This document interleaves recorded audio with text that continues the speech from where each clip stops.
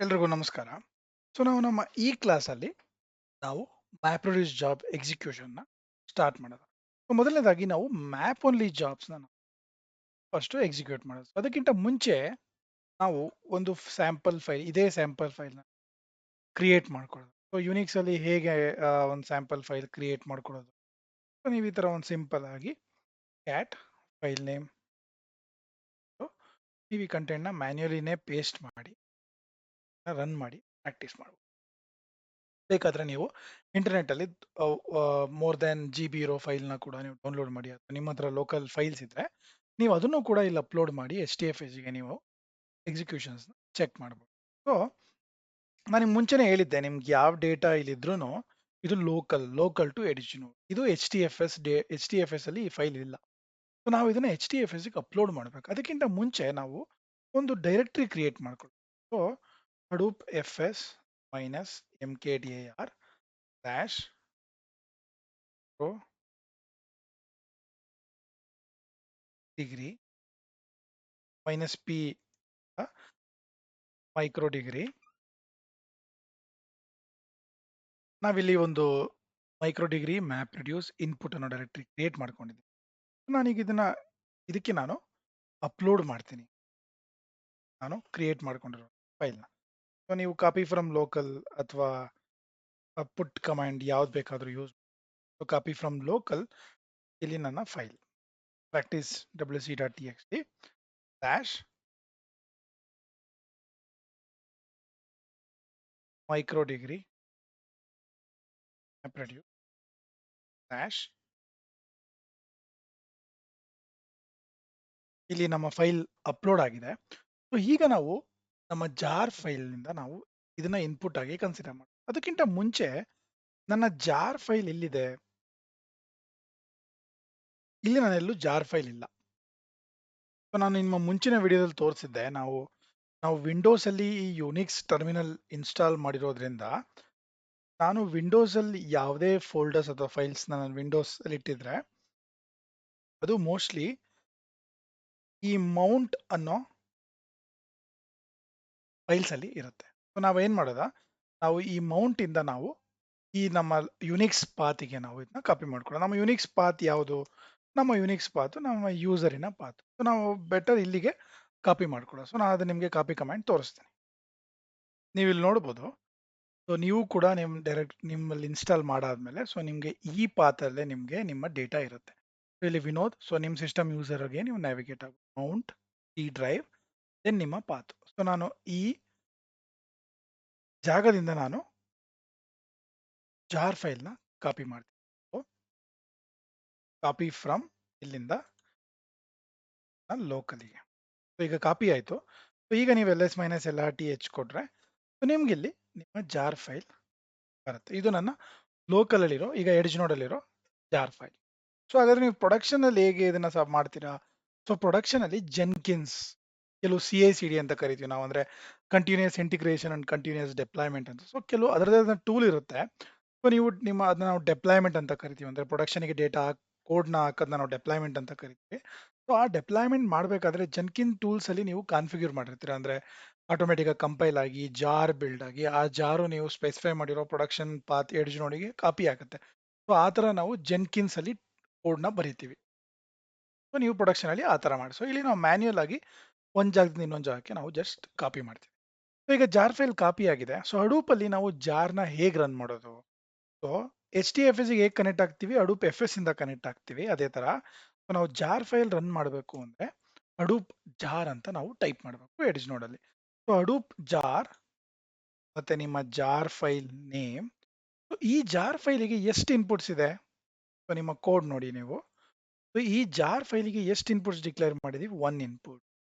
ಹಾಗಾದ್ರೆ ನಾನಿಲ್ಲಿ 1 input specify ಮಾಡ್ತೀನಿ. ಸೊ ನಮ್ಮ ಇನ್ಪುಟ್ ಯಾವುದು? ಸ್ಲ್ಯಾಶ್ ನಮ್ಮ HDFS path slash micro degree map reduce slash input.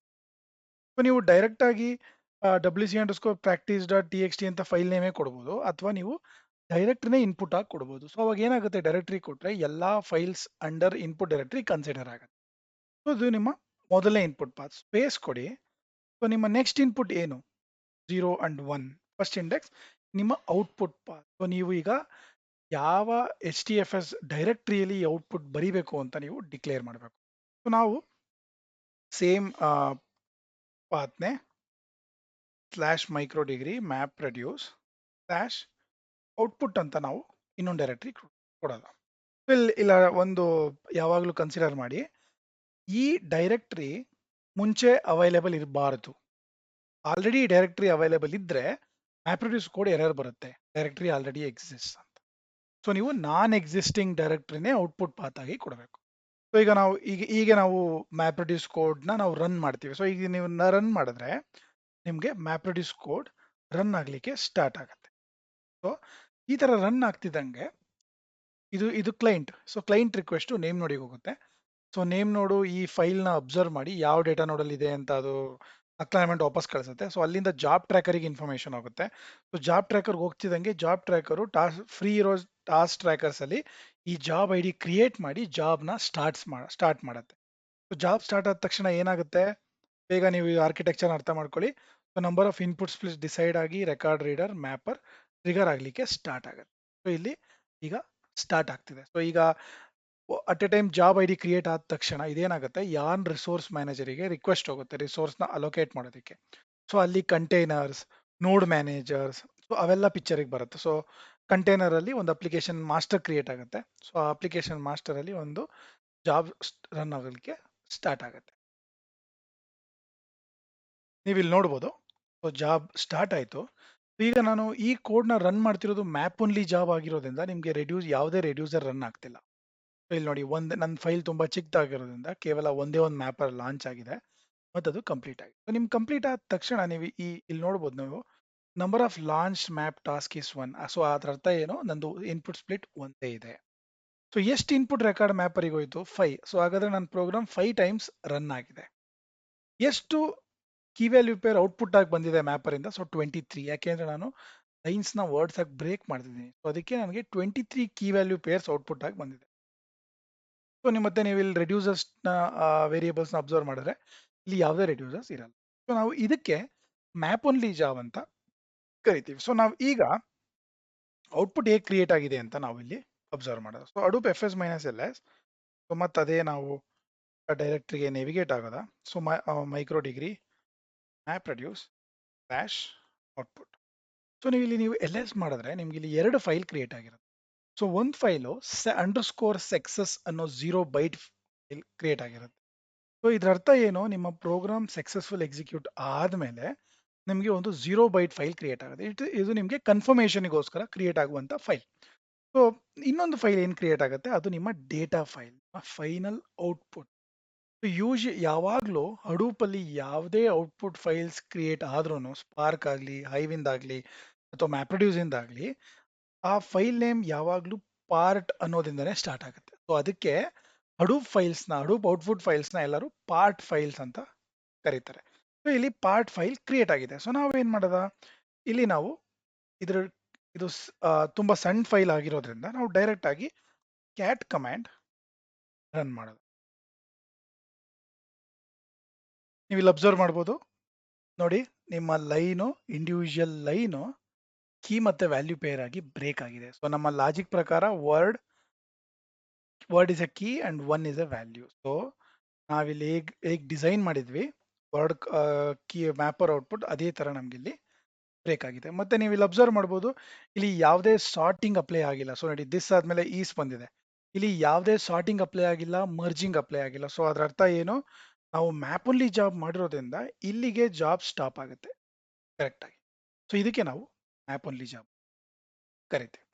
ನಾವು ನಮ್ಮ ನೆಕ್ಸ್ಟ್ ಕ್ಲಾಸಲ್ಲಿ ಹೇಗೆ ರೆಡ್ಯೂಸರ್ ರನ್ ಮಾಡೋದು ಅಂತ ಮಾಡ್ಕೊಳ್ಳೋದ. Thank you.